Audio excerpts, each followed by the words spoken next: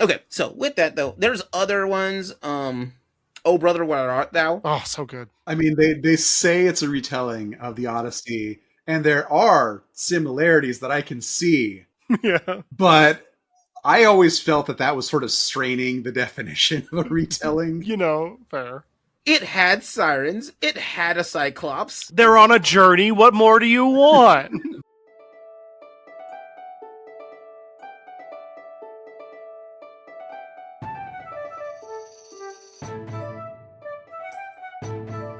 Just a reminder, this is a spoiler-heavy podcast. Different series that require a spoiler warning will be in the description.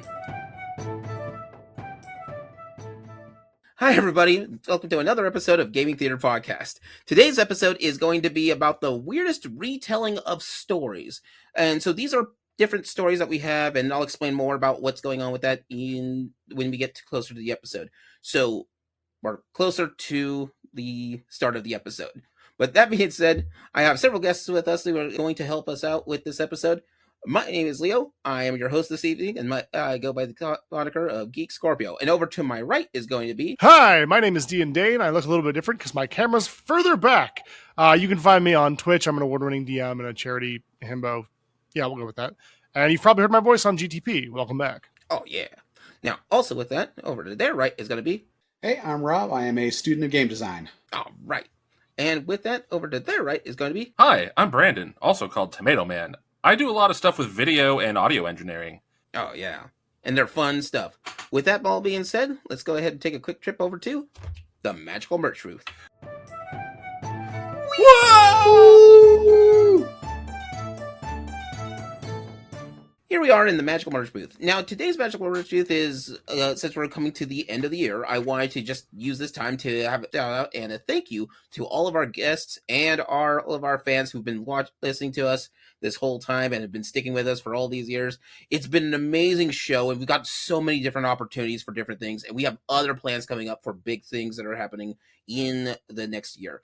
And some of these we've already had works in the fire like earlier, and I can't wait to show these to you. But that being said, we thank you from the bottom of our heart for sticking with us for this series. It's amazing. I'm so glad to be here. Keep listening and tune in next year. Yes, also we're going to be at a couple of conventions next year. Mm-hmm. Not the full listing, but I know there's one in the beginning of January. Yep. So where is that one? That's going to be in Lincoln City, Oregon. I really thought you were going to say Nebraska. No, what? No.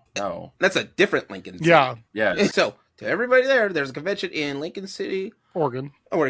And we'll have links to the site and everything for that in the description. And thank you guys once again for listening to our show. And with that, well, back to the show. Happy New Year. Whoa! Whoa! So here we are on today's episode, and what we're talking about is the weirdest retellings of stories and stories. Retellings of stories.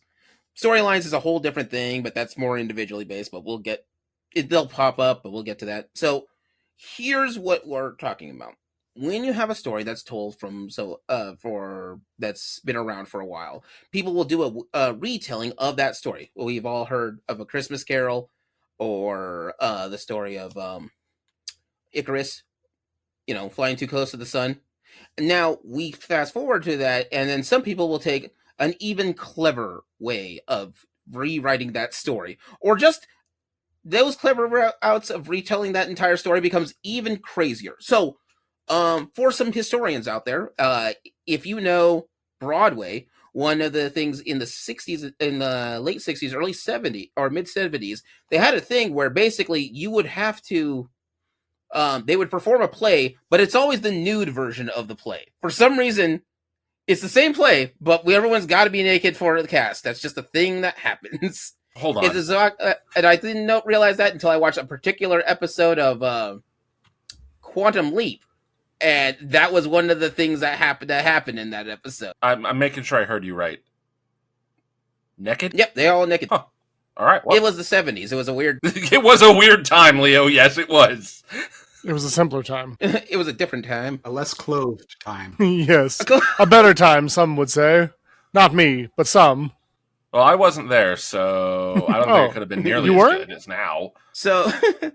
So what we're talking about is the weirder retelling. So this subject came to my mind when I stopped and was watching a couple of different things, and then I realized I watched one of my favorite retellings of The Wizard of Oz. You would think it'd be wicked by this particular time of frame, but nay, my favorite retelling of The Wizard of Oz is a little post-apocalyptic film from the early 90s called The Six-String Samurai.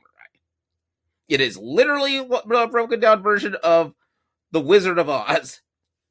Dorothy is played by a samurai named Buddy Holly, who happens to also be a martial artist and a master at the six-string guitar. But also, I don't know. It keeps going. But right? also, he's watching over a kid. Oh. And also, it's a post-apocalyptic wasteland.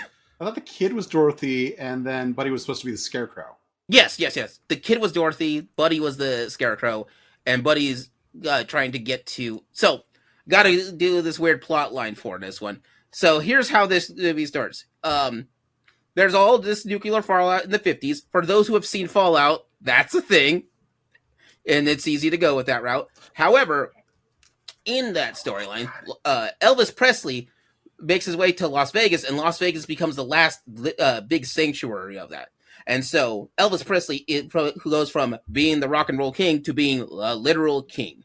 And then he passes away, but when he passes away, he will advocate. The throne gets advocated to somebody who both represents Elvis Presley of being a king of rock and roll and having a background in martial arts. That is not, hearsay. He actually has a black belt in martial arts. He's an expert in karate. I was going to say, I think it was actually karate, if I remember right. Yep. So between, singing some classics that he created and eating peanut butter and banana sandwiches, he was kicking ass. Yep. He has a background in martial arts, and he also spent time in the military. I do find it a bit funny that as long as humankind has enjoyed writing stories, we've also enjoyed, I'm going to say remixing, though the term is obviously a lot newer than the stories themselves. There were historically a lot of people who told retellings with slight differences of like the Homer plays or writings, whatever you want to call those, the epics that Homer wrote. There were retellings of those. Gilgamesh was often remixed, being constantly, very much so. So I do find it kind of interesting that as long as there have been stories, there have also been people being like, what if Gilgamesh were a dog or whatever? Well, and keep in mind that for most of human history, we didn't have writing. We think very true. Human history is like the leftover written records, but the truth is the vast majority of human history was before that, so we don't have records of that. 100%. So how do you pass on knowledge to the next generation? You retell stories. And just by its very nature, things are going to change as you're retelling them. Yeah, Rob tells me a story, and I go to tell it to Leo, and I'm like, oh, I think he said it was a Tuesday, but it might have been a Wednesday. I don't know. I'm really kind of fuzzy on the details. It's probably not important. And Leo then goes to Tomatoman, and he's like, so it was a Friday, right? I mean, if you've ever played a game of telephone, it's hard enough keeping a story straight, much less something as epic as a verbally passed down story, as Rob mentioned. So, yeah, absolutely. These things do change and grow over time. Just remember, when it comes to anthropology, the difference between history and prehistory is if they wrote it down once. True. So do we count pictures? No, they specifically, it has to be a written language for that. Well then. So that's why Gilgamesh is one of the oldest stories that we classify, because that one was written down for that. Sucks to be Egyptian. I think no. So hieroglyphics is still a language, so they still count that. No, they're pictures. You know what? English letters are also just pictures. It's just pictures that we associate with specific sounds. Yeah. But that's paint carvings on the walls that have little stick figure dudes on that, like in the Neanderthal caves. Nah, they don't count as writing. So anyway, but yeah, what we're talking about, this little kid who's an orphan kid who's trying to make his way to Las Vegas. The Las Vegas is now the Emerald City, but also you have Buddy Holly is basically the guy. It's mostly the Scarecrow, but yeah, he's protecting him to meanwhile, there's this guitar reeling symbol of death coming after him and taking out all these other guitar players to make sure that they don't make it to the Grand City. And that's your Wicked Witch right there. But also there's at some point he deals with the remnants of the Russian military. Oh, so like Goku. Yeah, it just happened. So speaking of Goku, probably the most famous retelling would be Dragon Ball for Journey to the West. What about Sayuki? That had an anime. And I mean, it also got a PlayStation game, but True. I digress. No, you're absolutely true, right? A lot of people don't realize that Son Goku is based on the character of, Sun Wukong. Son Wukong, yep. I could never pronounce the names, but like Oolong is just legitimately ripped from the story. There is a man with a pig head. Yeah. Mm-hmm. Are you guys familiar with the One Punch Man mangaka? Yeah. I'm familiar with the fact that he can't draw. Oh, hey, look, he tries, okay? I like his work. He's been working on a original anime project. I saw a music video called Zayuki from Yusuke Murata is the guy who's doing it. And he's known for One Punch Man, of course. That's why I bring that up. But it's like an anime music video that's a retelling of Journey to the West. And so you've got the Kappa dragon guy, you've got the pig person, you've got Sun Wukong, of course, who's doing most of the action, and then you've got the priest who's having to go along with them. But it is vastly different than both Dragon Ball and than even Sayuki, right? As to Brandon's point, there are a lot of these stories that are remixed even within the same time period that are told from vastly different lenses. Well, and sometimes they evolve into their own thing. I mean, for God's sakes, Dragon Ball becoming Dragon Ball 2 or Z, I mean, it's just like there's no connection anymore. Not at all. Did we lose the plot on this one? I mean, technically, yes, it evolved. I was going to say, he built his own plot off of the back of it, technically. It Dragon Ball evolutioned. How dare you bring that into this house? Bro, you brought that into 3 houses that are not yours. It took a grand tour. I have told my wife for 10 years, you're not allowed to watch that movie. I own it. Why not? Look, don't talk to me. I own it too. It's not the point.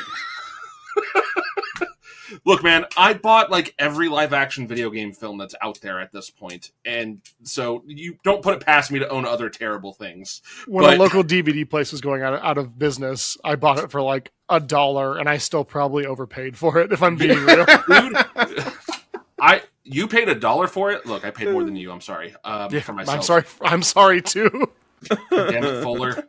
That's the name of the bully at his high school. Okay. But yeah, so it just kind of depends on which one you're watching. Things do change and evolve. Very much so. If you look at Romeo and Juliet being a prime example, there is a 90s, which is technically a remake. Leo, I know we're not supposed to be talking about those, but I think it's so vastly different. Yeah, it's so vastly different it counts for this one. Yeah. A remake would be something a little is different. Yeah, because it's Evil Dead. When we're talking about retelling, the weirdest retelling of the storylines, what we're talking reimaginings count, or reimagining for it would be probably a better word. So what it does is that it takes that storyline and just turns it on. Not how do I want to put it? Puts a spin on it so wacky that nobody really thinks of doing it that way. What if it were modern day and they had pew pews? Yes. Now I will say this: if we had the pew pews, what should we change the language? No. Hand me my longsword, ho. Yeah. I mean, it falls into West Side Story, too. Yeah, true. What if they danced? Oh, yeah. What if instead of fighting, we danced? But what if we did both capoeira? True. So we went from Romeo and Juliet to Tekken, Eddie Gordo. Eddie Gordo would have killed it in West Side Story. Oh, God, yeah. No, he would have won. He would have brought peace. You were always a jet.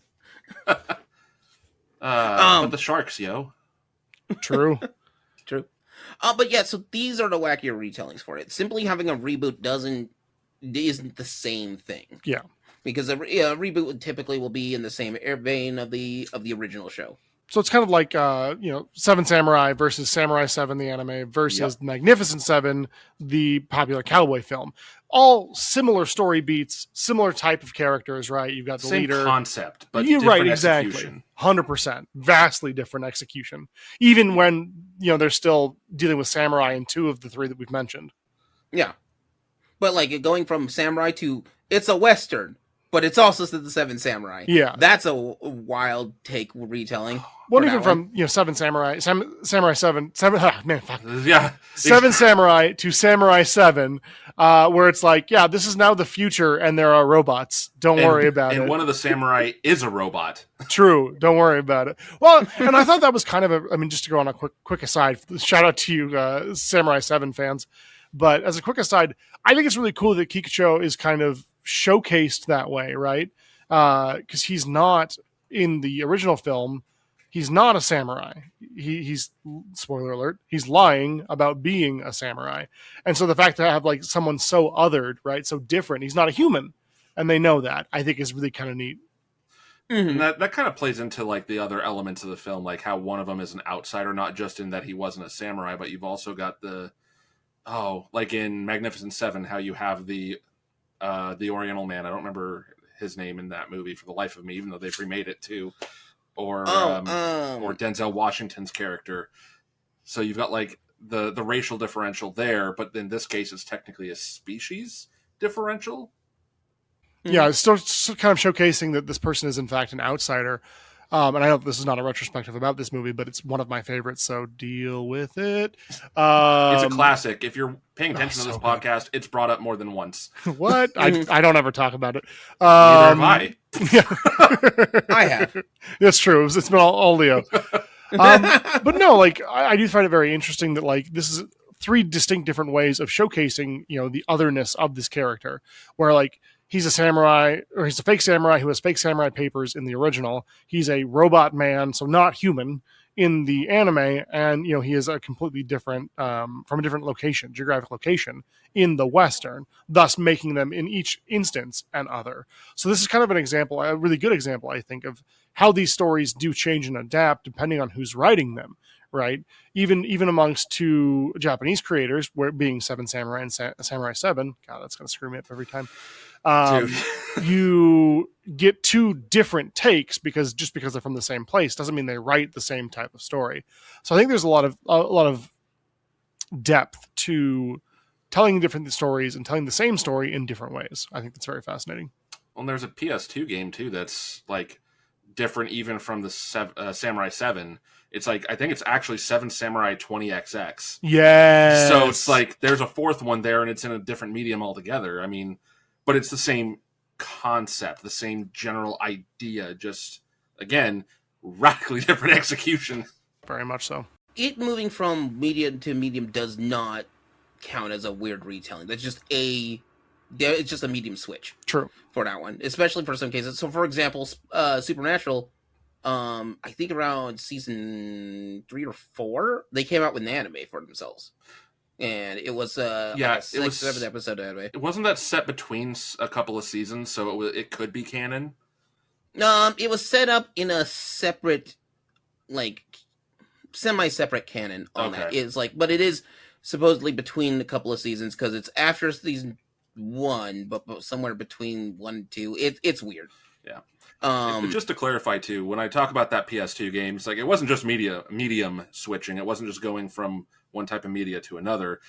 I mean, the 20XX, it was basically their own way of doing Samurai 7, but closer to 7 Samurai, but also sci-fi future. So, I mean, it's just a different person's take on the same idea from that. Anyway, I'm going to digress and walk away from that because I'm just going to talk in a circle. That's fine. Oh, to let you know the name of that character, it was Billy Rocks.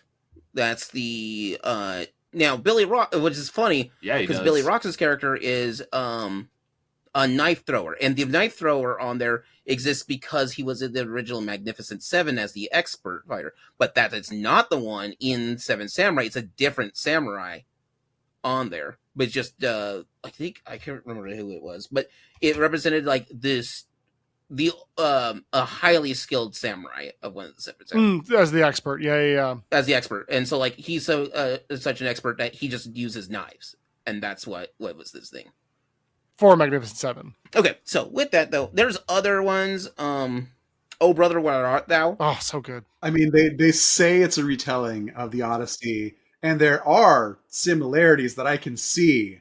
Yeah, but I always felt that was sort of straining the definition of a retelling. Fair. It had sirens. It had a cyclops. They're on a journey. What more do you want? This almost feels more like appropriation than adaptation. I don't think Rob's a Dapper Dan man. That's just all I'm saying. No, and I love the film. I really did. It was absolutely fantastic. And I've never actually read the Odyssey, so I really don't have any particular emotional attachment to it. Oh. What about Wishbone's Odyssey? Like, did you not watch those special episodes of Wishbone? It was a two-parter because the Odyssey is a long story. It is. Actually, the Odyssey has gotten remade a lot. Yeah, Rob, he was a dog. How dare you? It's actively being remade right now, isn't it? Isn't Christopher Nolan making the Actually, Odyssey? yes, Christopher Nolan's coming out with a movie on the Odyssey. Wishbone's doing his best. He doesn't have thumbs, okay? I'm sorry it wasn't up to your standards. I said, "Oh, brother, where art thou?" might not be a retelling. I didn't say squat about Wishbone. Yeah, that's true. Wishbone, he does the work. He does the work. No, but I mean, "Oh, brother, where art thou" really was. It was fantastic. Yes. Even if it was very different from the source material, it was fantastic, and it still told a great story with mostly the same beats. Yeah. Mm-hmm. You take enough of the beats, and we're going to honestly, I had to look this up, but just as a whim, and I found out that the director and writer did that. You ever see? It's a '70s movie called The Warriors. Come out to play. Yeah. So that's actually an old Greek epic Really? that was remade in the '70s. I love The Warriors. But the PS2 wasn't out in the 70s. I love that game. Oh, I think he's talking about Dynasty Warriors, Brandon. That must be what he's talking about. Which one? Number 1, the fighting game, or number 2, Onward, the hack and slash from hell? Yes. Okay. I don't know enough about the romancing of the Three Kingdoms, but I'm pretty certain that's how it goes down, right? I could help you with that. Oh, geez, yes, you could. And I would be there for it. In fact, let's do long plays. Dane, you and I, we're going to go through every single Dynasty Warriors game. I don't have this. And then we're going to play all of the Romancing of the Three Kingdoms games. And then we're going to read Romancing of the Three Kingdoms. And then we'll probably be dead because we're never going to be able to finish this. I've read Romance of the Three Kingdoms. Good book. Well, good book if you're someone like me. Terrible book if you're a normal person. Dane. No offense to anyone who's also read it and been like, I'm a normal person. Screw you, DandDaine. We misunderstand. I meant back to back, sir. We are going to die. Yeah, no, I mean, I'm okay with that. Look, I have lived, as an aside, I have lived my life wishing to have a Peach Garden moment where 3 brothers of mine, or myself and 2 brothers, can stand together and go, hey, what if we all died on the same day at the same time? Wouldn't that be nutty? Anyway, let's go unite China. Like, that sounds great to me. Goals. But we then have to play the Warriors video game, which I'm being told is then based on an ancient Greek story. Right, Leo? I have both and all of it. But yeah, no, it's a ancient Greek story. It's called, I'm hoping I'm pronouncing this right, Anabasis. It's by Xenophon. And so what it is that it's about a group of soldiers that get separated, and they have to travel through all these enemy territories to get home safely. And that's the entire plot of Warriors, is that they have to, except you replace it with fun street gangs to go from one side of New York to make your way to Coney Island. That's incredible. I've never noticed that before. No, to be fair, I never noticed that was a story until I was like, I swear I've heard of this before. I might be nuts. That's still cool. But yeah, so like that's a weird retelling for that on that. One of my favorite retellings, though, honestly, Treasure Planet. Yeah. Oh man, yeah, that's so easy to forget, which is unfortunate because it's so good. It's the best movie no one ever remembers. I love Treasure Planet. Yeah. Although I don't love it as much as Muppet Treasure Island, if I'm being real with y'all. So, if I'm being like a hundo P, I'm sorry. You know what's another movie that everyone forgets is awesome? Titan E. That too. Cats Don't Dance. True. But Castle Dance is not. I don't think that's a remake. It's not retelling. But it. Well, I mean, I guess you could argue that it's a retelling of a classic underdog story. But It's my a point remake was of just Cats, Leo, obviously. my point was more about the comparison to Treasure Planet, and no one remembers the damn movie, even though it's awesome. Oh no, that's true. I remember it because Scott Bakula's in it. That's true. I remember. Do you think this is the because jump he I'm finally makes weird. it home? Yeah, maybe.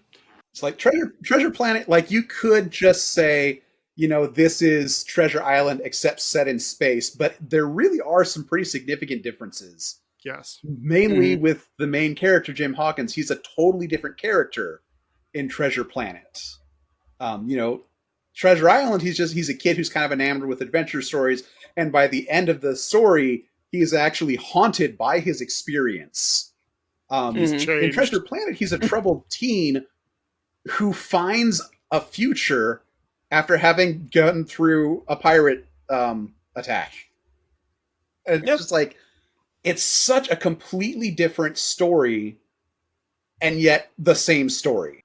Yes. I guess a case of where the real draw is the theming more than the story itself. Sometimes that's the case. I mean, the Muppets have made a career out of that one. Yeah. We're about due for another Muppet classic, to be honest.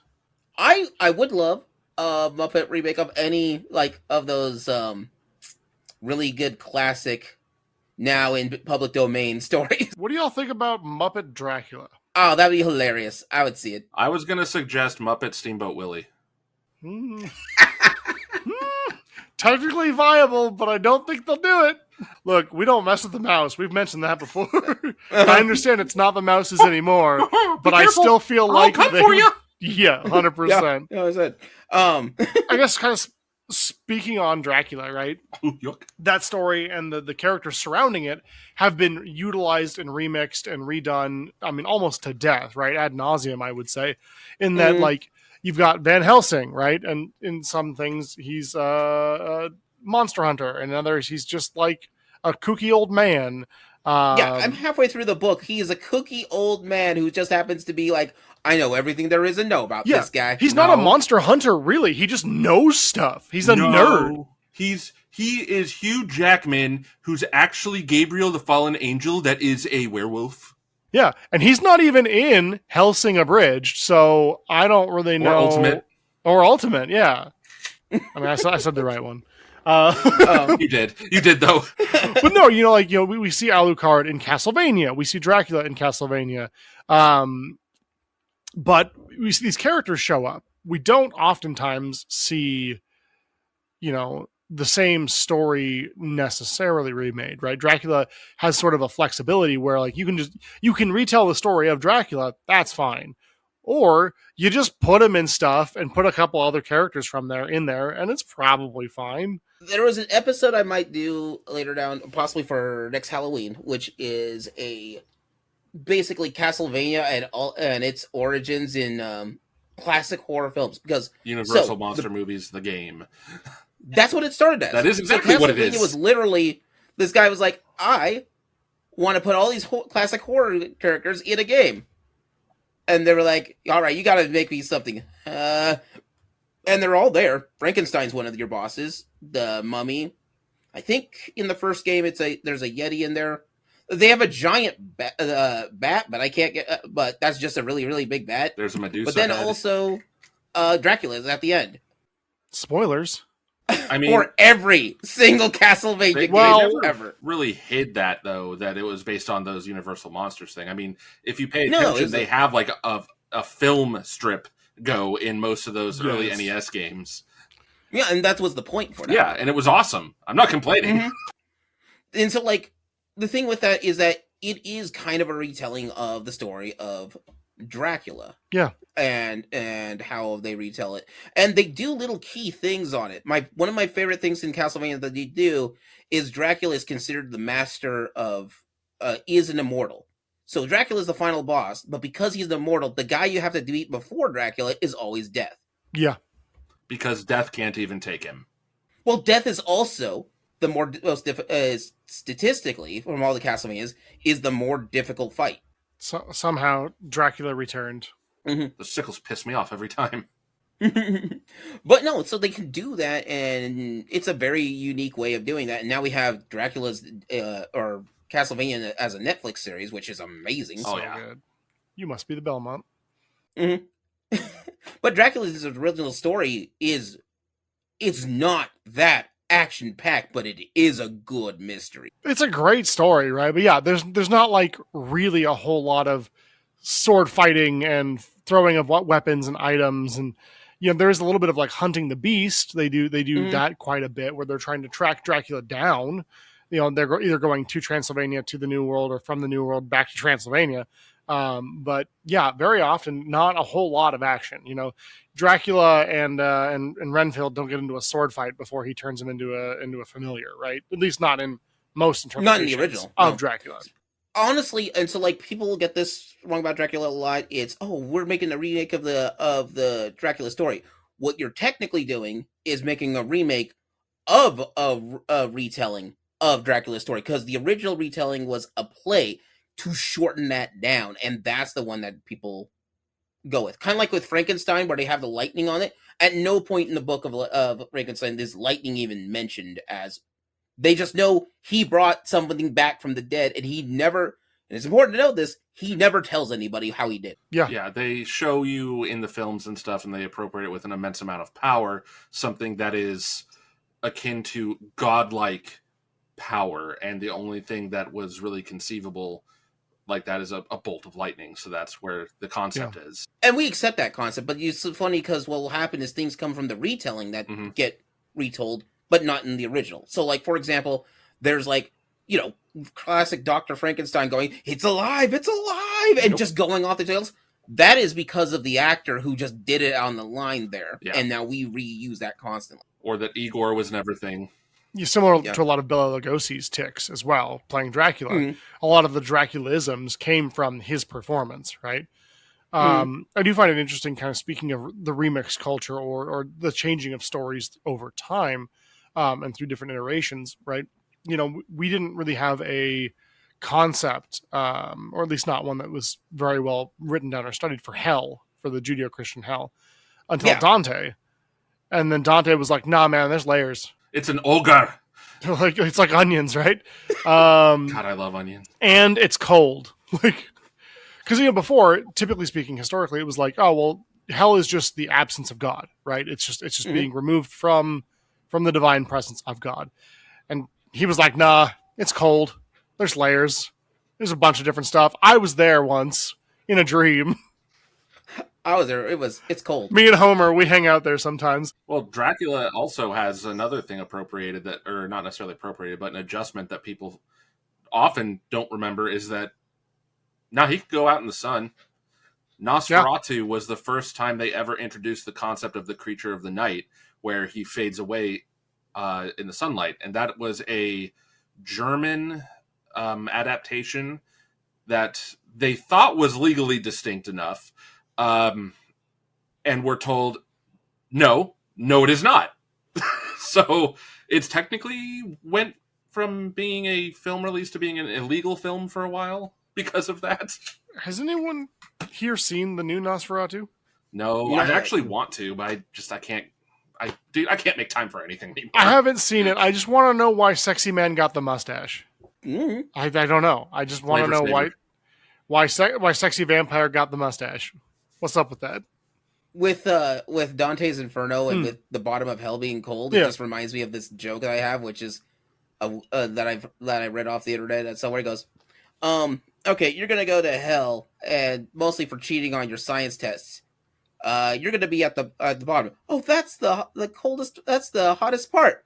No, that's not how thermodynamics work. Yeah, true. Heat rises. You would know that if you didn't keep cheating on your science tests. What is it? Endothermic versus exothermic? When hell freezes over, man. It's already there. Yay! Exactly. Been there, done that. Yeah, so I do find it very interesting that, like, as stories are retold and as things are kind of, you know, the tradition of storytelling is continued, that we do sometimes lose important bits along the way, but also there are some things that we gain that just kind of carry through. This is a bit anecdotal, but it is relevant, I promise. There's a game called Telestrations where you start out with a word, and then you have to draw that word. You pass it to your left or your right, and then the person gets to read, or gets to see your drawing, and then has to guess what the word is, and so on and so forth. So the next person draws, then the next person reads.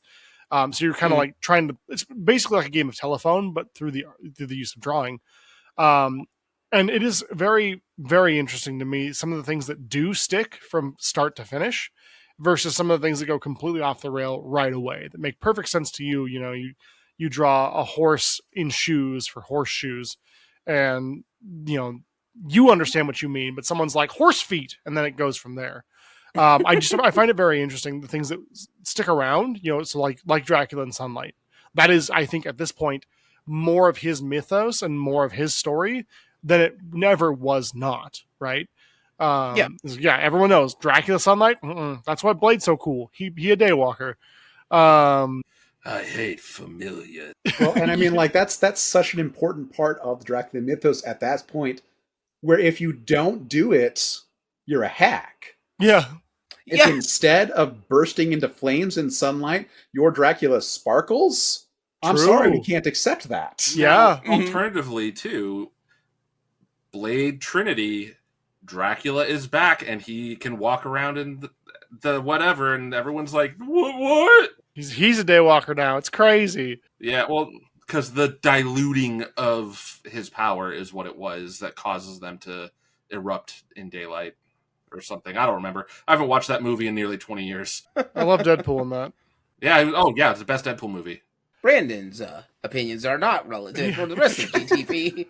I need to state that right now. So I know this disclosure. I know we've got the 13th Warrior for Beowulf, Look, and I make jokes, man.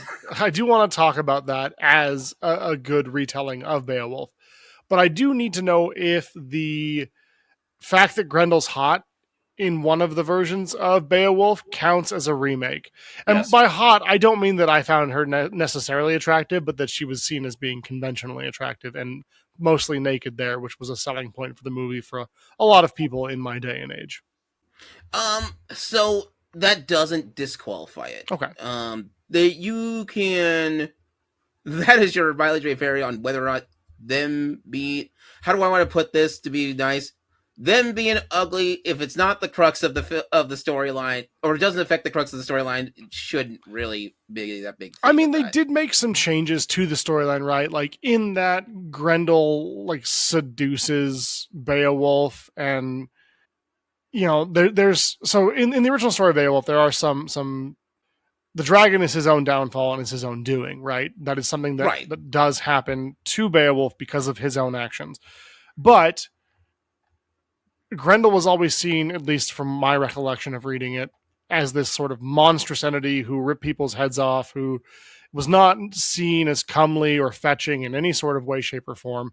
And it is sort of like this almost, I don't want to say Faustian bargain, but it's sort of like a double-edged sword, right? That he agrees to do to save his people, which then, of course, comes back to bite him when the dragon shows back up. In the retelling with Angelina Jolie, it is seen much more like, oh, well, he can't deny her beauty, and, you know, look at Grendel, she's so hot, though. Why wouldn't you want to make a deal with this proverbial devil?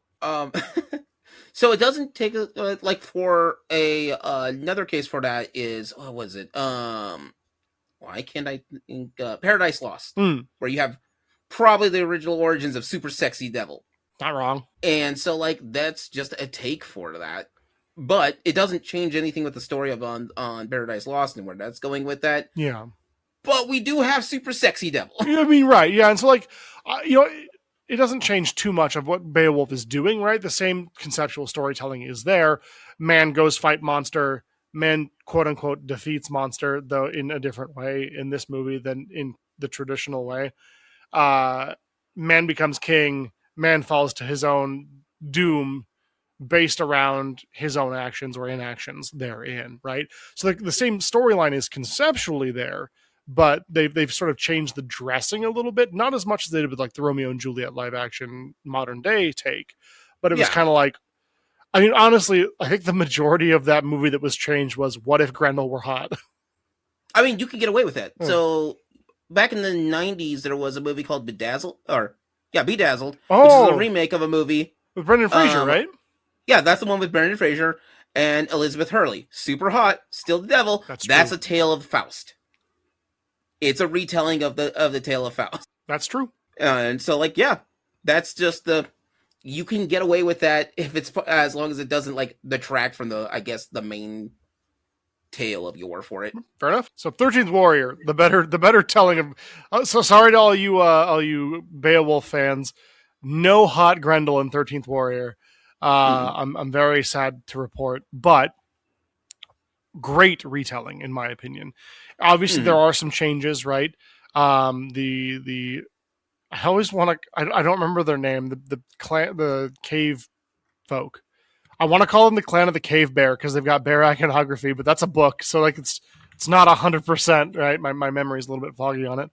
I don't remember what they call them, but obviously quite a departure from the Beowulf story, from the Beowulf legend, in that not only do you have a monster of sorts, but it is a man-made, man-directed, natural predator, right? You don't have this sort of mythical figure of Grendel. You have this bear, spoiler alert, who is munching on all of these Viking warriors. Enter the 13th warrior, who is not a Viking, who is from a place far, far away, but who is been brought here to sort of chronicle and learn and teach maybe how to defeat this entity, right? And at least eventually, right? When he first starts out, he's not there to teach or to defend. They actually make fun of him quite heavily, but he's not as good at it. No, because I mean, his sword is too heavy and his armor is too entrapping, and you know he's not from the same place, so obviously the tools and equipment he was used to are not the same. But I love the idea of telling a Beowulf story, or telling any story, but kind of changing major plot points by removing the supernatural and replacing them with something a bit more realistic. I love a good fantasy story. I love a good, supernatural villain. Grendel is incredible in the original Beowulf, but making him a bear is really interesting. And then making it not a bear, it's actually people dressed up as bears. I don't know. It subverted my expectations, I guess. And I like that. Oh yeah, no, it was super cool. I do love just checking out that movie. It's one of my favorite of the Antonio Banderas films. I'll be honest. Yeah, so good. Not my favorite. That's Desperado, but that is the lone gunman. But that's more of a trope than anything else. But yeah, so like these retellings just happen on that, and there's not really Let me rephrase. So there can be bad retellings for that, but if handled well, it's at least a fun retelling. I agree. I absolutely agree. So, Rob, as a game designer, right, to get your perspective on it, since you're an expert in these things, when you're going about telling a story, right, obviously I know that a lot of things are based around other things that have already inspired, right? So, like, Tolkien wasn't the first person to do fairy stories or to do elves or to do dwarves, right? Obviously, he took that from someplace. But when you're setting out to, like, design a game with a story in mind, do you find that you oftentimes do lean on stories you're comfortable or familiar with, or do you start out like in a different vein? Here's the thing, whether you mean to or not, anytime you make a new story, you will be basing it off of stories that you've heard before. Fair. You might be intending to make this story that nobody's ever heard before, but the fact is there's nothing new under the sun. That's why we have to go into the sun. Wait. I've always felt it's better to simply lean into that. Okay. Because what's going to happen when you're trying to avoid, using something for a, previous story, trying to avoid drawing from that? There's a reason those stories are popular and have stuck with you, and it's because they're good. So if you're trying to avoid that, what you're actually trying to do is create a bad story. Interesting. I mean, and there's exceptions to that, of course. Sometimes someone comes out with something that really is, totally new and novel and no one's ever seen before. But in most cases, it's actually just they took inspiration from something that nobody remembers. I think so. Like a good case for that one, at least it's one of my favorites. Not the book, but the movie Scott Pilgrim versus the World. Yeah. In order to make it, Wright, who's the director of that film, in order to make it work the way he wanted to, he used action sequence and combat in the same way that that rom-coms would use background music. Yeah. And so, like, the more exciting of the thing, of the moment, this is how we're going to do it, just like a rom-com, except I'm replacing music with fight scenes. Honestly, some of the dialogue from the movie is very pithy, and it scratches an itch. Absolutely. But I think that's very interesting that, now that you've said that, that's 100% what he's done, and I can see that now. Yeah, Edgar Wright's one of my favorite directors of all time, and if you know his stuff, it's fun and very, very energetic. Yeah. But like, Rob's right. You guys are right. You can't like think of it doing it or avoid it. Like Helldivers too, and Helldivers itself, it's basically Starship Troopers, and Starship Troopers isn't even the first science fiction story we have with tons of bugs attacking a thing for it. Right. And I mean, I feel like if we look at things historically, you can go back to any unwinnable battle, right? But Thermopylae is one that a lot of people typically tend to point to, right? The 300 standing against a legion, which is kind of, a small group of people defending an area versus a large group of beings, humans in this case, but bugs mayhaps. So that's a fair point, and I do think that it is hard, right? I mean, I think that originality is something that is inherent to humans in that we had to create something somehow, right? But I do think that in this day and age, as things continue and the internet has widened our view, right? It does make things a little bit more difficult to create something new, original, fresh, novel, whatever word you want to use for it. I don't know that I philosophically agree that we can't make anything new, but I think it is a Herculean undertaking, to use a turn of phrase, for sure. I think that would be a better case for that. Well, and bear in mind, I'm a UI UX designer first and foremost, not a narrative designer. So I'm more focused on, making sure that your menus are working properly. Thank you. Thing is, creativity in there is often a hindrance. Sure, I mean, that's fair. You actually don't want to create a new type of menu that nobody's ever seen before, because then nobody will know how to use it. Well, I mean, to kind of use a sophomoric example, right? I feel like controller design is kind of that way as well, where everyone for a while was attempting to sort of reinvent the wheel every single time. And some of them were successful and others much less so. So I think that's a fair point, right? Like, it makes sense that when you are creating something like a menu or a UI experience, you don't necessarily want to reinvent the wheel because you want people to be familiar with what you're trying to do. Yeah, I mean, with UI specifically, I don't want you spending a lot of time and effort trying to figure out the menu system, because that's taking away from the time and effort you should be spending focusing on the gameplay or on the story in the game. And so it's kind of the same thing if the story of the game isn't what the focus of the game is, don't bother being original. Take something that's been done before, tweak it a little bit so that you're not breaking any copyright laws. And then put your focus into the gameplay. That's a fair point, right? Like, I mean, and maybe I'm about to piss off a bunch of people. I mean, this is a compliment, but like Call of Duty, Battlefield, Doom, Medal of Honor, and Wolfenstein, ostensibly the same game with different colors of paint and coding and different things thrown in there, right? Sometimes you're fighting the mecha mustache man, and other times you're fighting the real mustache man, or what have you. But I think that's an absolutely fair point, right? These stories don't need to be that different. You're fighting demons in one, you're fighting Nazis in the other, but you're still shooting them with different myriad versions of guns, right? Yeah, and I mean, and that's not just for video games, that is for stories, kind of what we're talking about retellings of stories. There's a thing, I'm sorry, I'm looking it up now to make sure I got the name right. But it's like an index of the types of folk tales that there are in the world. And it's basically, here's a list of, 100 or so different stories, and the names change across cultures, but they are basically the same story. Yeah. Here's the stock character you're going to have as part of this story. Here's the stock villain. Here's the 3 story beats that you hit or whatever. Sure. And there are changes depending on when and where it's from, but they are ultimately the same type of story.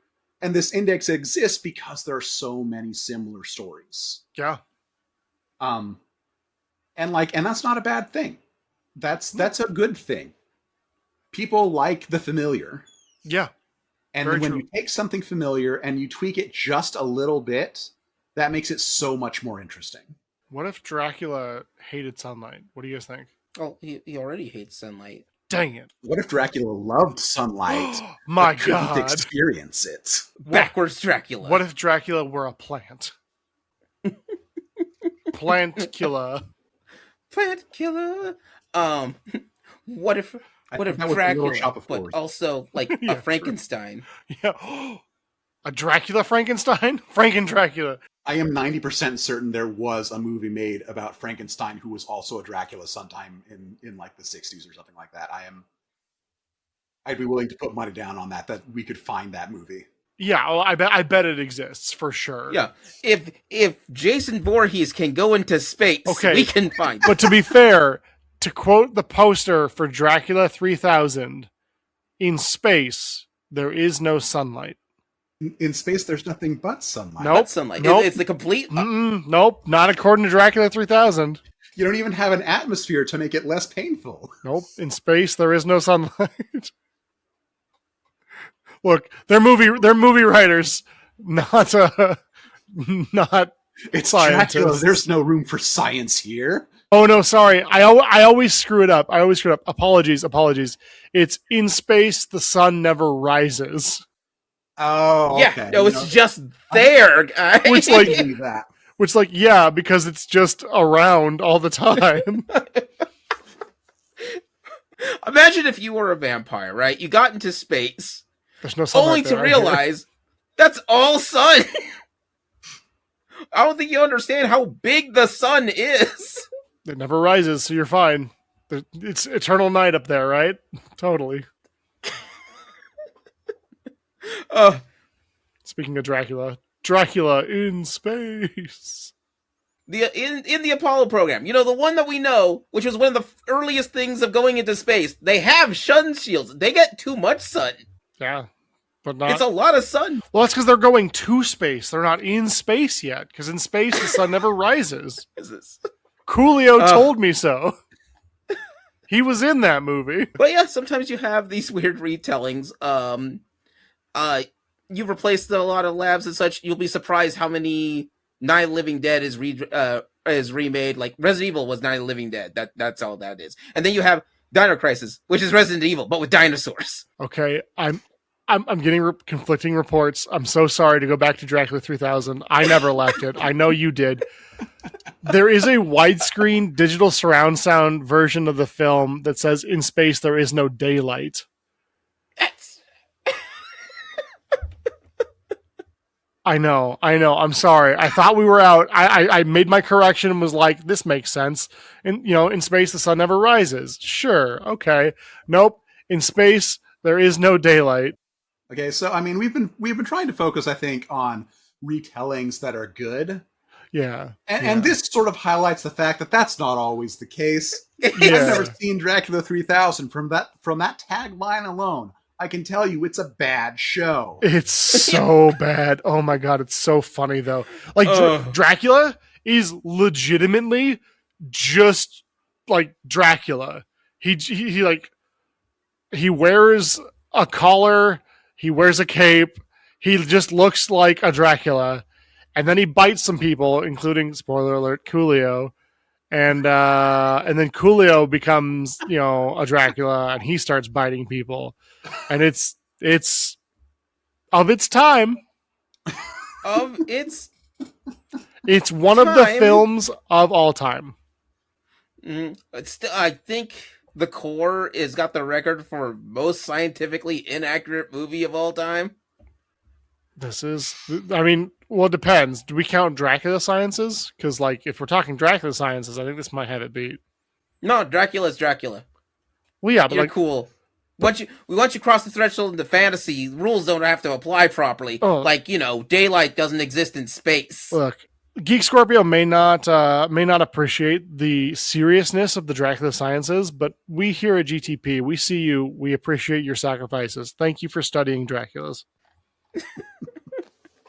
Not vampire sciences, mind you. Dracula sciences. Specifically Dracula. Other vampires, that's a totally different department. Yeah, we can't help you here. Just Draculas. Only Dracula.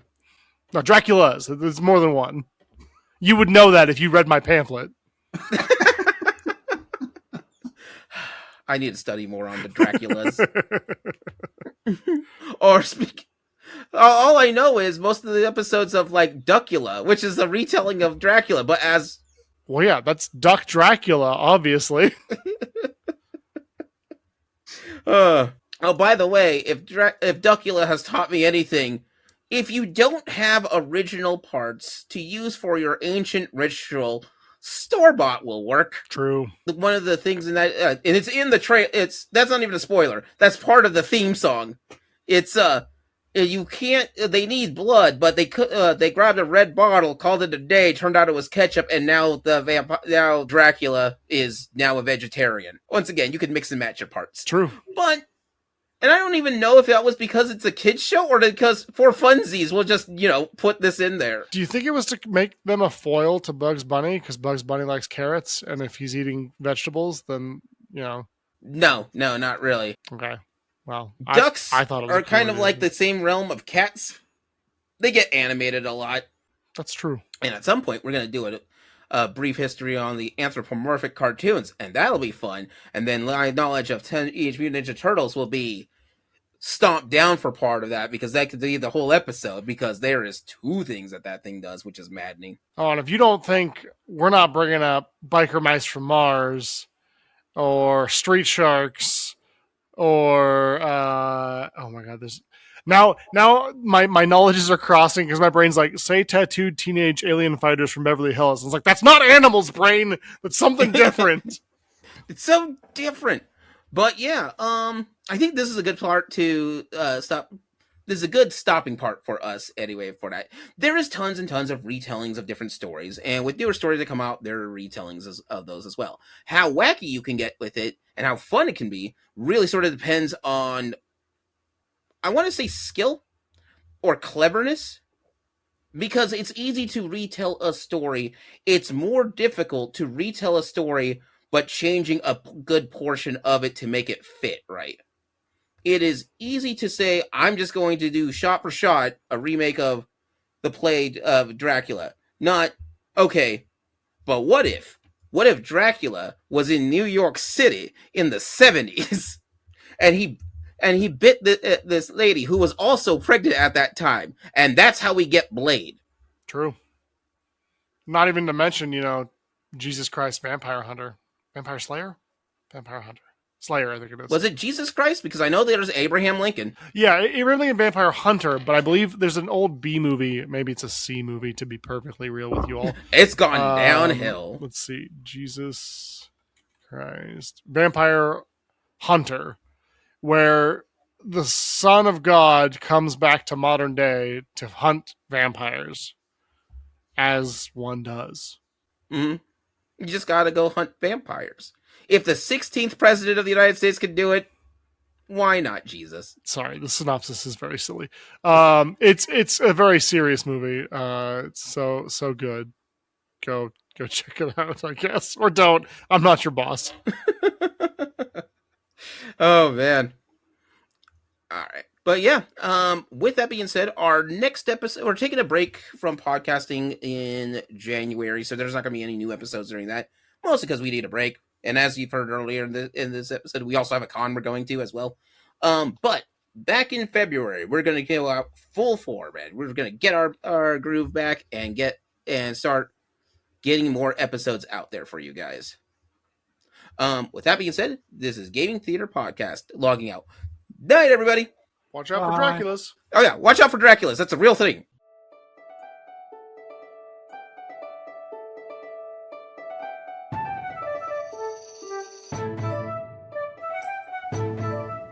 Gaming Theater Podcast is hosted, created, produced, and edited by Leo Garcia, the Geek Scorpio. Our music is A Drinking Game. Stock media provided by Stormwave Audio /Pond5. Our cover art is by Adam Parker. You can find him at ParkerGFX on Twitter. If you want to send us some money to help with these episodes, you can do so at patreon.com/gamingtheaterpresents. Want to send support that doesn't hit your wallet? Please leave a review with wherever you hear your podcasts and share our podcast with your friends. It really helps out. Thank you for listening.